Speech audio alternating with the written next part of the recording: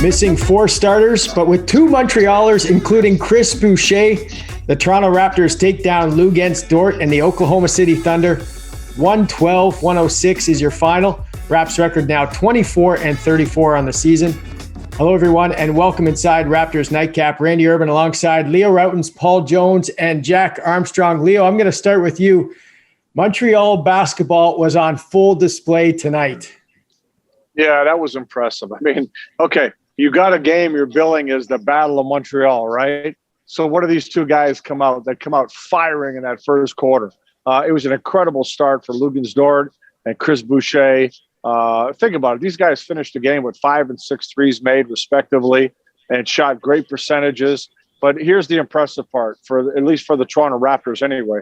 In the fourth quarter, Chris Boucher outscored Luguentz Dort 10-4. Mm-hmm. And Chris Boucher stepped up and made some big shots, big plays. And you could tell, I don't know how you guys felt, but there was an extra pop. There was an extra excitement when he made a bucket. So you know you're playing for bragging rights back in Montreal. And Kem Birch didn't have a huge game statistically, but I thought he played well, helped out on the glass, did some good things defensively, scored a few points. So all in all, for Montreal, it was a good night. Randy, on Twitter at halftime, I said the mayoral race for Montreal continues in Tampa. Like, as Leo said, what a battle it was. And, you know, it's funny, Leo, you talk about the fourth quarter. The Raptors' only 30-point quarter of the game came in the fourth quarter. They scored 31 in that fourth quarter. And I got to tell you, there was a little extra jump with a guy like Chris. And that first quarter, the battle back and forth was terrific. And let's face it, these guys know. I mean, it's a big thrill for them. You know, they're NBA guys. They have the spotlight. There's no Shai Gilgeous-Alexander. There's no Al Horford. Lou Dort knows he's got the spotlight. And Chris Boucher the same way. Lowry, Van Vliet, Anunoby, Siakam, they're all out. Hey, man, it's my turn. It's my turn. And that's the good thing with somebody being out. There's opportunity for somebody else. And are you going to take advantage? And both sides had guys take advantage tonight. Hey, Jack, you guys can all speak on this too if you have something to say. This was a unique night, right? This was a historical night to have 3 players from the same place in the same game, you know, and especially for Montreal. What is it about Montreal being a hotbed, so to speak? Well, it's interesting. The first time I ever went to Montreal recruiting when I was a college coach was 1988. And the thing that jumped out at me more than anything else back then, and this is a long time ago, was how hard guys play. Now, they were incredibly raw. And, you know, the coaching at that point wasn't great. But here now we are 33 years later. And the difference, the guys still play hard, but now that rawness isn't there as much. And you look at a guy like Dort, look at the progress he's made, his skill level. Look at Boucher and how he shoots it. These guys just ball. They play really hard. And I would say this, and Leo and Jonesy can speak to it better than I can, but I look at Dort and Boucher in particular. These guys are self-made men. Yes. You know, nobody handed them nothing. They've worked at it. They deserve to be on the stage. Hey, Jack, if I could, I made the point during the game. Think about this. Joel Anthony, 2-time NBA champion. Kem Birch, rotation player in the NBA. Chris Boucher, rotation player in the NBA. Lou Dort, surprising everybody, taking his game to a different level, rotation player in the NBA. All 4 undrafted out of Montreal. Okay? Yeah. These guys have stepped up, and there's a history there. You know, Billy Wennington, NBA player, Montreal. Stuart Granger, the best point guard in Canadian basketball that nobody knows about, Montreal. Ron Crevier, played in the NBA, Boston College, Montreal.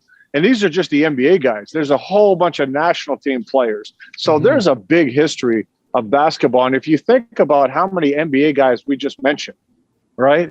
And it's incredible. I mean, Montreal has put a lot of NBA players on the map, and Montreal's on the map because of that. I think if you know, when I was coaching Canada, I was shocked at how much talent there was in Quebec. Every time I go down there, I'm going, man, incredible athletes. And these kids, like Jack said, hungry, man. They play hard. They want to be great players. So they have a history. They have tons of talent. There's resources. Quebec puts resources into sports, right? Especially in basketball. So there's so many impressive things going on. And what have we seen when the Raptors have played in Montreal? Sellout crowds. Yeah. They love the game. Yeah, great city to visit. As well. Oh, yeah. No, it is, Randy. And you know, I can go back, as Jack said, to back a long time ago where you had guys coming out of Montreal. And there were a lot of players that they went to the States. You know, their system, the Quebec League with the kids that stayed around there. I mean, Leo, I'm going to go even further back to a guy like a Varouge Grunulin who was on the national Olympic team for years. He was our point guard when we qualified for the Olympics. You know, a Doc Ryan who was in Canadian basketball, the leading scorer at University of Quebec at Three Rivers, and like nobody ever heard of the guy. So Rick Hunger. It's always been there, Randy. It's always been there. Mm-hmm. And you know, I was making the point with Jack on the broadcast of TV. A kid like Dort, to me, I love that because you get a kid who understands I'm on the floor for my defense. And when the lights go down, I'm going to go in the gym and work on my offense. And he's had 4 of his four highest scoring games in the last week because he's had an opportunity. And you give me that kid who's hungry, who plays defense, and then I'll work on his offense. He'll work on his offense, and I'll give you a complete player. And don't think it's lost on Nick Nurse out there looking like, man, I got Birch out there. I got Boucher out there. I got Dort out there. I got Gilgeous-Alexander sitting on a bench. I'm thinking about an Olympic qualifying tournament. I got some resources. I got some guys I can work with. And I think it's just great for basketball in Canada and again, for, you know, a city like Montreal. And Jack, I listened to Chris Boucher talk after this game and he was being interviewed and it really struck me because he spoke, you know, directly to the kids, you know, and directly to kids that have maybe been in similar situations as him. And he was so humble and relished the idea of being a role model. Right. And that was just so refreshing to hear. Well, you know, the thing I like about Chris is that he has that love affair with the orange ball. He really loves the game of basketball. And I think too often you get a lot of guys that get handed stuff early in their careers and they get soft. And I like the fact that Boucher is one of those guys that really appreciates every opportunity that's been given him. And quite frankly, he's taken advantage of every opportunity. I'll never forget last year during, you know, when he started to play a little bit for the Raptors, I'm like, every time this guy goes out there, something happens. Once in a while, it might not be good, but something happens. And most of the time it is good. So there's just something about him, his soul, his love of the sport. It shines through and you can't keep those guys down. And Leo, they've now moved him exclusively to the 4, which has really opened things up for him. Like, how do you see that benefiting him and the Raptors longer term? Well, Nick Nurse has been talking about this for a while. I mean, when Chris Boucher's at the 5, okay, he's got to rely solely on his quickness, right? Pull people out and try to make something happen. And he gets beat up a lot. I mean, it's physically very difficult to be at that 5 spot. So now, when he's at the 4 and you've got Gillaspie and Kem Birch out there, it allows him to be that much more effective. All right. He can be a big time rebounder at the 4. He can still step out and shoot his 3. How many times do we see him put that ball on the floor and lay it up? He had some great moves.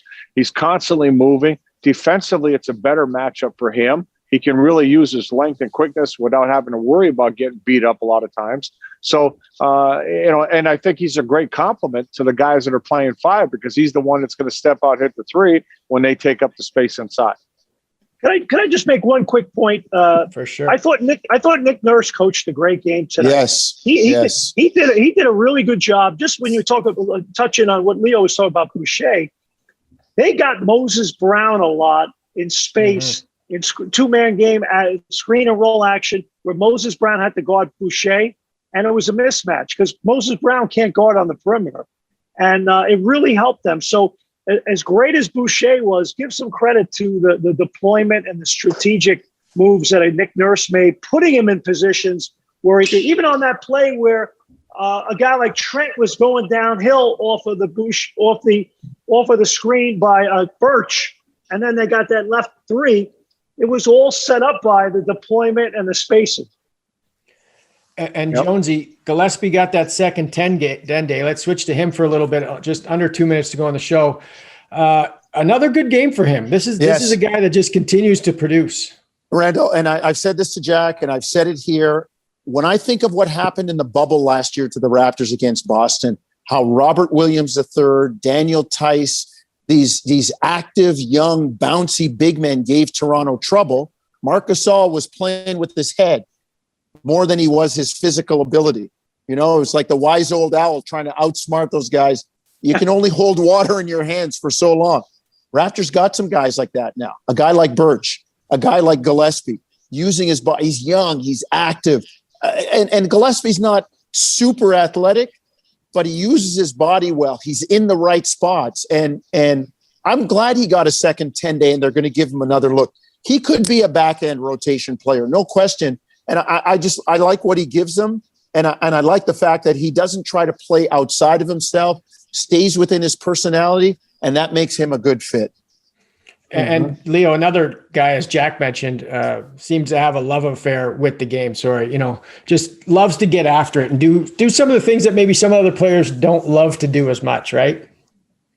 Oh yeah, I mean, hey, he's a big body. He sets great screens.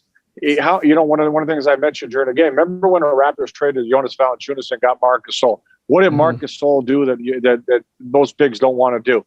On pick and roll, high pick and rolls, he got out. He chased guys. He chased guys to half court if he had to. What do we see Gillaspie doing? He's just chasing guys out there. He's being aggressive. He's trapping guys and then sprinting back inside. So a guy like that, man, and think about it. He doesn't even know what he's doing yet, right? He's a young still guy, developing. 23 years old, still developing, and he just got to a team where he's unfamiliar with everybody. And you like what you see because he's got that potential. So I really like it, and I think he could be a real pleasant surprise for this team. I know we're running tight on time. Just a quick shout out, Malachi Flynn, Yuta Watanabe. Those guys were great. I tell you what, Gary Trent Jr. Yeah, Gary Trent Jr. started 1 for 9 and really came on late. And his D at the end, Jacko. Oh. Yeah. And you look at a kid like Flynn.